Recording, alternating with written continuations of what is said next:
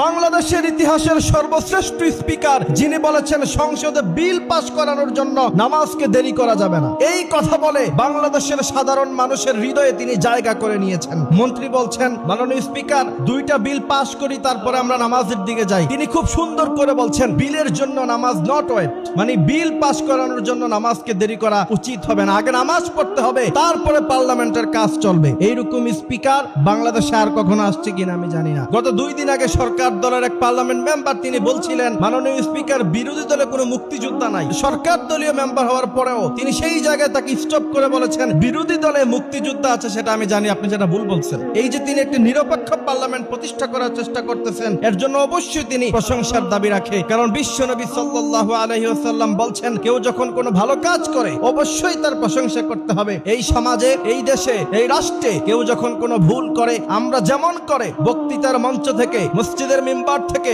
মাহফিলের ময়দান থেকে বিরোধিতা করি, কেউ যখন ভালো কাজ করে অবশ্যই তার প্রশংসা করতে হবে। আল্লাহ সুবহানাহু ওয়া তাআলা বলছেন, তাআওয়ানু আলাল বিররি ওয়াত তাকওয়া ওয়া লা তাআওয়ানু আলাল ইসমি ওয়াল উদওয়ান। কেউ যখন ভালো কাজ করে তার সহযোগিতা করো, আর কেউ যখন অন্যায়, অবিচার, জুলুম, আবার যদি কেউ স্বৈরাচার হতে চায় অবশ্যই আমরা তার বিরোধিতা করব। আল্লাহ সুবহানাহু ওয়া তাআলা বলছেন, কুনতুম খায়রা উম্মাতিন উখরিজাত লিন-নাসি তা'মুরুনা বিল মা'রুফ ওয়া তানহাউনা আনিল মুনকার। যেখানে অসৎ কাজ দেখবা সেখানে বাধা দাও, আর যেখানে ভালো কাজ হবে বিশ্বনবী বলেছেন তার প্রশংসা করো। এই জন্য আল্লাহর হাবিব বলছেন, ইমানের সর্বনিম্ন স্তর হলো কেউ খারাপ কাজ করেছে, বাধা দিতে পারো নাই, কমসে কম হৃদয়ে ঘৃণা করো, ওয়াদালিকা দাফুল ঈমান। এটা হচ্ছে ঈমানের সর্বনিম্ন স্তর। আমরা খারাপ কাজকে যেমন ঘৃণা করি, আমাদের জবান, আমাদের হাত যেমন খারাপ কাজের বিরুদ্ধে ওঠে, ভালো কাজ করলে আমাদের এই জবান তাদের প্রশংসা করবে।